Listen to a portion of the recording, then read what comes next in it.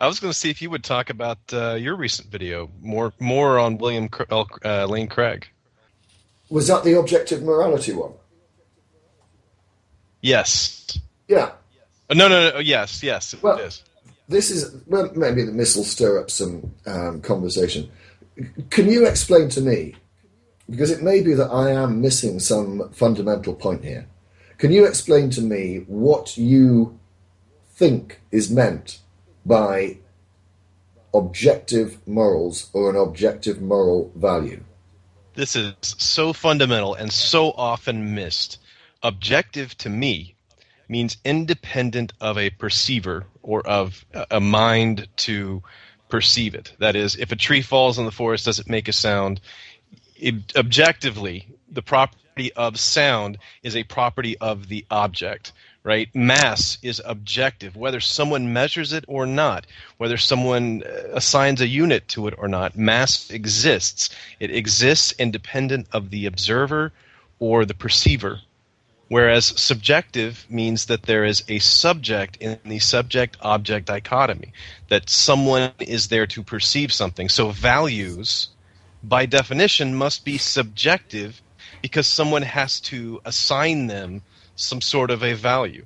Now, if we were going to talk about objective, you could talk about objective goods and objective bads if you define a certain criteria, like, heat is objectively bad if the goal is to keep things from spoiling, right? That is independent of whether or not someone's watching. Before we move on too far from objective morals, you see, that is my understanding.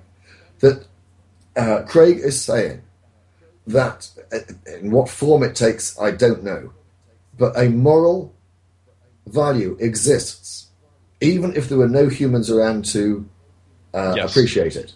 So it's, I don't know, floating in the ether or part of the structure of the universe. Inherent in the object, inherent in the thing being judged or Right. evaluated or observed.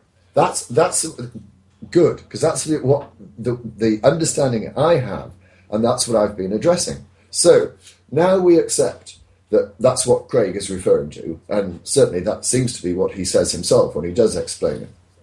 You've now got these objective morals floating around. Now, even Craig seems to accept that it doesn't necessarily follow that we know what those objective values are. Now, he then goes on at some stage to compare our understanding and investigation of the real world with our investigation of the moral realm. Now, this is where I think he totally fails, because unlike investigation of the physical world, if somebody makes a claim about it, we have a way of testing whether that claim is accurate or not. For example, Newton's laws of motion. He comes out with those laws of motion. Anyone with a stopwatch, a tape measure, set of scales can go out and test whether those laws are accurate.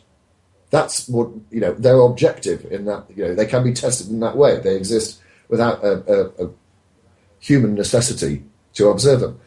But, as I say, Craig compares that to investigation of the moral realm. Now, he can't, though, because by what metric is he going to test whether a moral value is objective or not? It cannot be done in the same way as you can test Newton's laws of motion. There is no way he could come up with any moral value and say, this is an objective moral value. And I could validly turn around to him and say, show me what test you're using to determine that that is an objective value and not something else. And he would never be able to do it, except by appealing to our inner emotions, because deep down we all know it. But if it's deep down we all know it, then it is not objective. That is the very definition of subjective. That is my point in my video. Yeah, you can't have a mind create objective morals. It's not possible for objective morals to come from a being, right? It's completely contradictory. But what it is it's the setup for the next line is, why don't you believe that murdering children is objectively immoral? They confuse the term objective for the term, let's say, universally. Yes. or you know. Now, this is what that little shit Cartesian theist did yesterday. Was it yesterday or earlier today? In a video in which he called me, I can't remember, an objective moralist or relatively, I can't remember, some word that has some meaning in his field of philosophy, but it wasn't abundantly clear to me. And that's exactly the accusation he made against me. Well, by using the same appeal to emotion, such as Craig does. With Craig, you'll only get two examples. You'll get the Nazis and you'll get rape. And that's it. Right. You hear that time and time again from him. And it's a shabby emotional argument. But it's one that I kind of used when I referred to Joseph Fritzl. And I said, why is it that we can all say that his actions are evil? And we would all say. Again, it was a cheap trick on my part, but at least I'll admit it. Because I knew that no one could possibly defend Fritzl and be taken seriously. So what Cartesian theist has said is because that I can claim that everyone knows that Fritzl's actions are morally wrong, he seems to be equating that to me saying that I'm claiming there's some sort of objectivity about saying that Fritzl is evil, which is quite the contrary, because if I were, I would be utterly hypocritical, because one of the complaints that I've always made about Sam Harris's claim that there are objective truths is that he is seeking to find objectivity out of the summation of subjectivity, to make a straight line out of a bell curve, is another way I put it. And that is not right. It cannot be done. Just because everyone agrees that Joseph Fritzl is evil does not in any way make that objective or an objective moral value. It just doesn't follow. And I don't know how on earth someone who claims to be educated in philosophy can make such an appalling argument. I think, though, I hear what you're saying, and that was my initial reaction as well. Listening to Sam Harris explain it a little further, it's not that it's a moral decision.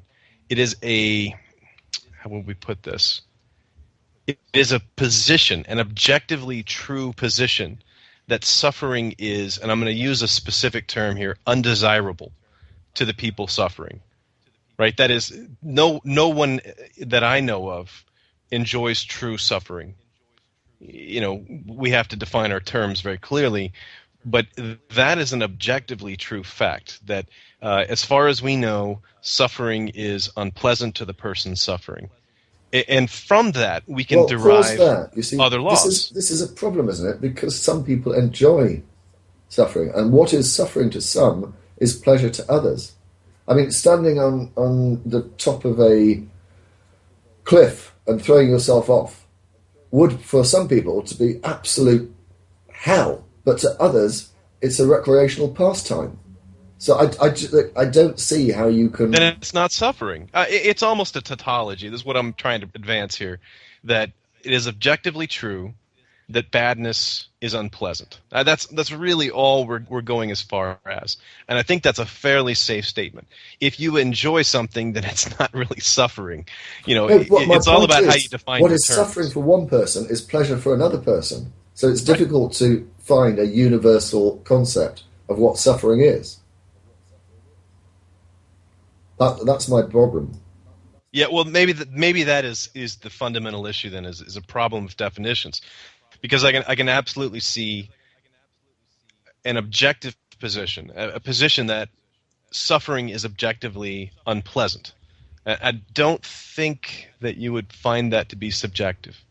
That is, regardless of who it is that is experiencing it, the property of unpleasantness or suffering would be in the object. It wouldn't necessarily be about another being perceiving that suffering.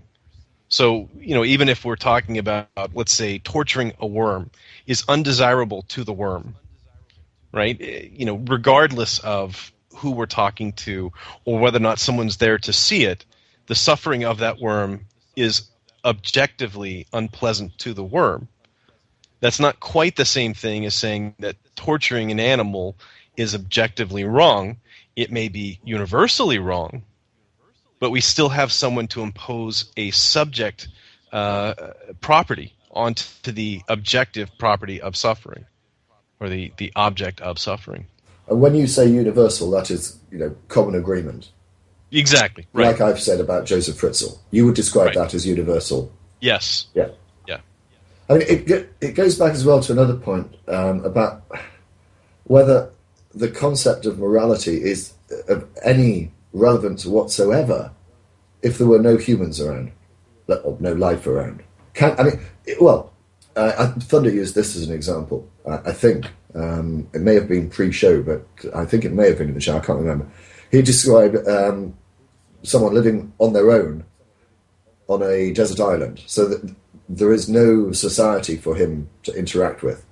Do concepts of morality have any meaning in that person's position? It's a good question, because the question then is, what kind of immoral acts can you commit by yourself on an island alone?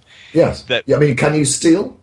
Well, technically, in a legal sense, you probably could. You can't obviously murder. You can't lie, unless it's to yourself. I don't know. Seeing as morals are a set of values by which we use to interact with society. I know that's probably not a very good definition, but in general terms it is. If there is no society, then, as I say, does the concept of morality have any relevance or bearing at all? I know if I were stuck on a desert island, there would be a lot of adultery going on. I suppose you could lie to yourself, and that would be... Yes. That would be...